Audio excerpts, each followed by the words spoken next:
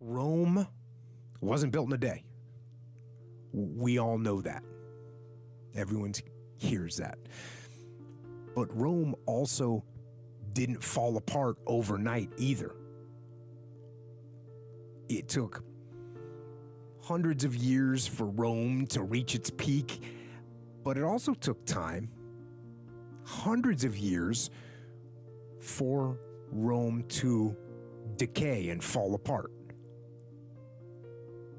And that is representative of life, because you don't achieve worthwhile goals quickly or easily. They take time. They take struggle. They take relentless pursuit day in and day out. That's what it takes.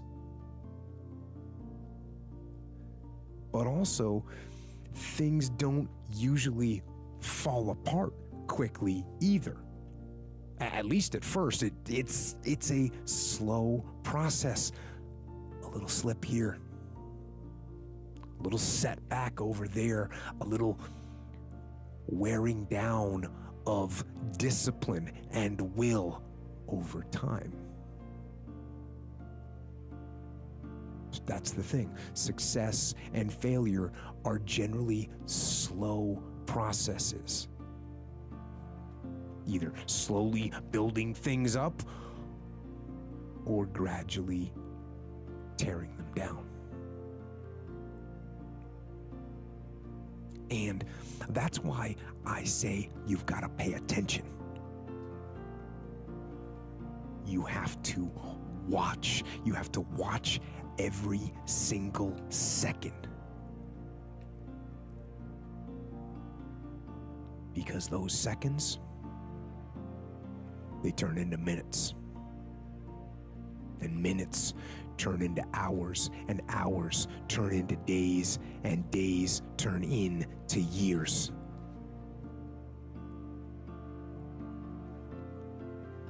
And so, that second that just went by, that counted.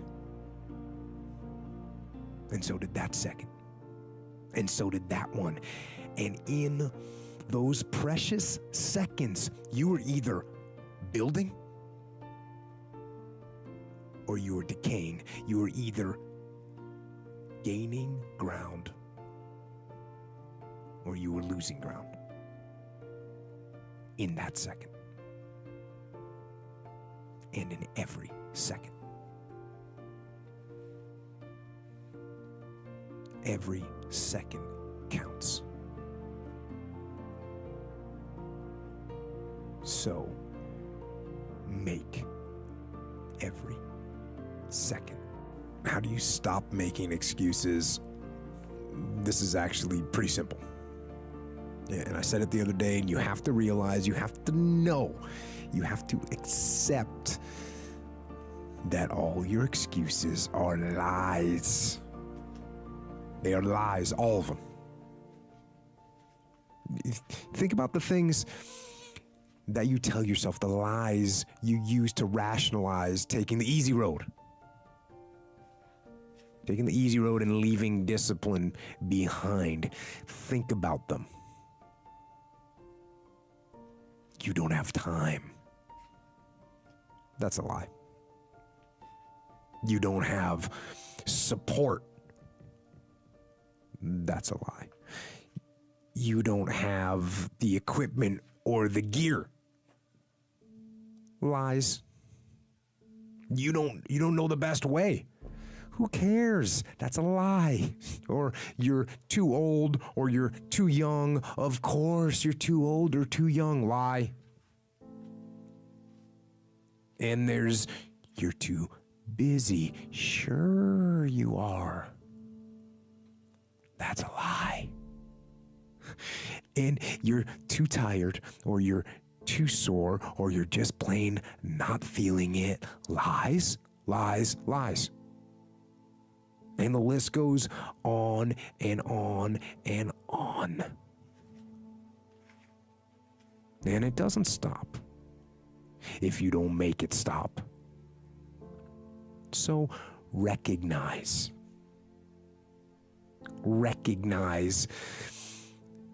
the excuses are not valid. They aren't. They're trumped up. They're conjured up. They're fabricated. They're lies. And how do you stop the lies? You stop the lies with the truth. The truth. The truth will set you free. The truth will stand, and the truth will deliver you from procrastination and laziness and the downward spiral that comes with a lack of discipline. So don't believe the lies, believe the truth. And the truth is, you have time. You have the skill, you have the knowledge and the support and the willpower and the discipline to get it done. So cast out the lies, burn them down,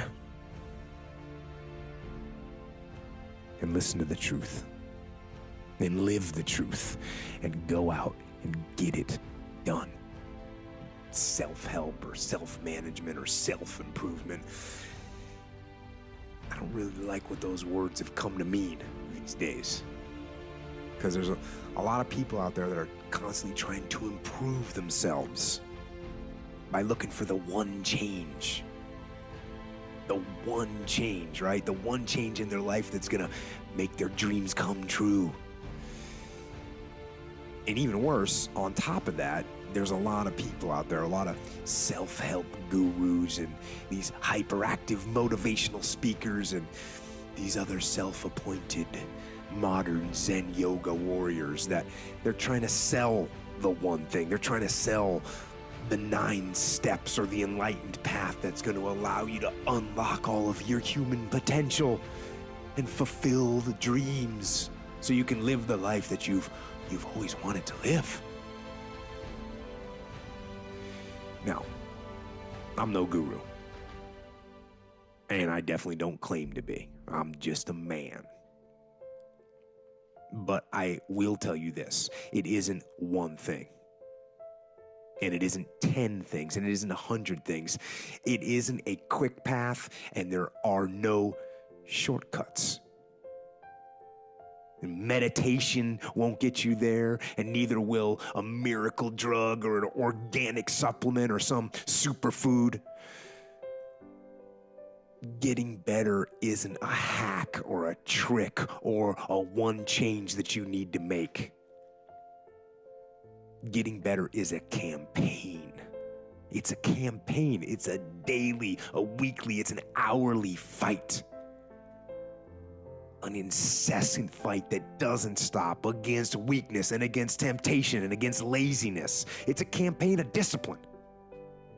It's a campaign of hard work and dedication. It's waking up early and going to bed late and grinding out every second in between. Every single day. So, you want to get better? You want to self-improve? Stop looking for a shortcut and go find your alarm clock and find your discipline and find your guts and your passion and your drive and find your will. And then you will find your freedom. Those days when I'm tired or worn out or just basically sick of the grind, what do I do on those days? I go anyways. I get it done, even if I'm just going through the motions. I go through the motions. I don't really want to work out. I work out. I really don't want to hammer on a project. I hammer on the project. Don't really want to get up and get out of bed. Yeah, I get up and get out of bed. Now, these could be signals that you need some time off. And those signals might be right. They could be correct. But don't take today off. Not today. Wait until tomorrow. Don't give in to the immediate gratification that is whispering in your ear. Shut that down. Do not listen to that little voice. Instead, go through the motions. Lift the weights, sprint the hill, work on the project, get out of bed. Now, as an overall rule, I do not like procrastination. You need to get things done. But if you are going to rest, that is one thing that you should procrastinate on. That's the one thing I want you to put off until tomorrow. And if, when tomorrow comes, you still feel like you need to rest or you need to take a break, then okay. Take it. But the chances are you won't. You won't need that rest. Chances are you will realize that the desire to rest was just weakness. It was just the desire to take the path of least resistance, the downhill path, the easy path. And by simply going through the motions, you overcame that path and you stayed on the righteous path, the disciplined path. You stayed on the war path, which is right where you know that you belong. I keep getting asked this type of question: how do I get discipline, or how do I want discipline, or how do I maintain discipline? And the answer, it's a simple answer, but obviously it's not easy. And there's all kinds of little tricks and methods that people talk about. And, they have some merit. Maybe they do work, these things, do the little things people say, and wake up early. I say that, and write things down, and take cold showers, and tell everyone what you're going to do. So broadcast it, and make promises, or make bets with your friends of something that you don't want to lose. And those things, those ideas, they're cool. I'm sure they're going to have some impact, and if they work for you, that's awesome. But the fact of the matter is that the reason discipline is hard to maintain is because it is hard to maintain. That's what makes discipline hard. It's hard. And if you hear me claim that discipline is easy for me, then straight up, that's just my ego talking. That's what that is. Because I'm, unfortunately, just as human as everyone else. And it is work to maintain the discipline. That's what it is, work. Holding the line. Maintaining the standard. Giving no slack, none. That's the discipline.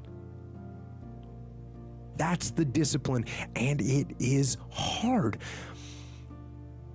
And if there's one thing I would say that does make it easier, it's to envision what it feels like when you're done.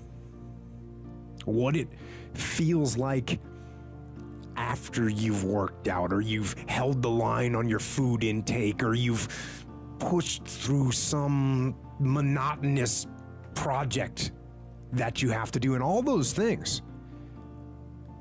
When they're done, they feel good. And contrary to that, envision what you will feel like later when you let the discipline slack. You know the feeling. feeling weak and defeated, and you know that you're falling behind. So get to know those two different types of feelings and ask yourself which one you want to feel in 10 minutes or in a half an hour. When the thing is done, when the discipline has been implemented, remember what that feels like, and then remember that those minutes and those hours, they turn into weeks and months and years, and holding the line in those critical minutes will put you in an infinitely better place physically and mentally if you maintain the discipline. If things go wrong, they always seem to happen at once, and they just compound on top of each other, and it's pretty easy sometimes to feel beaten when you're faced with all those issues and all those problems, and they all hit you at the same time. But let me tell you, that doesn't mean give up. In fact, it means the opposite. It means it's time for you to fight harder, to dig in. It means it's time for you to go on the war path. And that starts with one of the fundamental laws of combat leadership: prioritize and execute. What's the biggest problem? What's causing the most stress? Family? Okay. Sit them down. Explain where you are at. Be blunt, be upfront, and then give them the simple plan of how you're going to get things back on track. Don't sugarcoat it. You give it to them straight. Next, you got some late payments. Call those creditors up. Explain to them what's going on. Set up some kind of a minimum payment plan so you can start making some progress and get them off your back. And then you got your job, right? You're falling behind at work. Okay, talk to your boss. Face it. Tell him that you're going to step up your game. Tell him you're going to be at work early, you're going to be at work late, you're going to be at work during lunch, you're going to be wherever you need to be whenever he needs you to be there. Tell him you're going to get after it, and tell him that you're 100% committed to supporting him and the company and the mission. And then you get